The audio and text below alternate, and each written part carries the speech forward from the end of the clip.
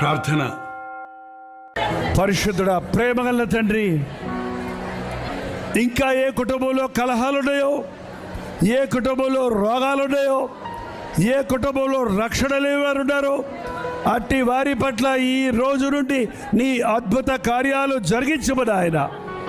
ప్రతి విధమైన సాతాను తంత్రమును, ప్రతి విధమైన సాతాను కట్లను నజరుడైన యేసుక్రీస్తు నామములో విడుదల చేయించున్నాము నాయన. ప్రతి రోగిని స్వస్థపరచు నాయన. ప్రతి మానసిక వేదనలో ఉన్నవారిని విడుదల చేయము తండ్రి.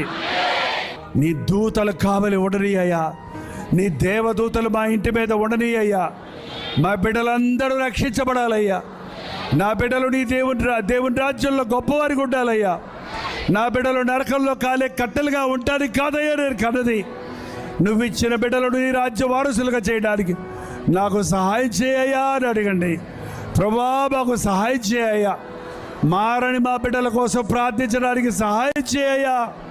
ఇది మొదలుకొని ఈ ఆవరణలోకి వచ్చిన ప్రతి ఒక్కరూ చేయనిదంతా సఫలం అవ్వడానికి, ఇది మొదలుకొని నీ ఆశీర్వాదముతో నడవడానికి,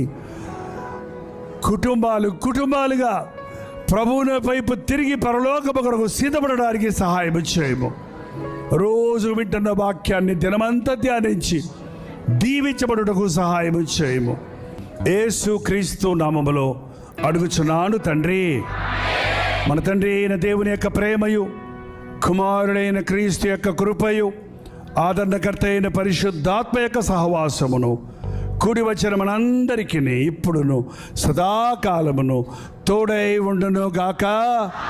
ఆమేన్, ఆమేన్, ఆమేన్.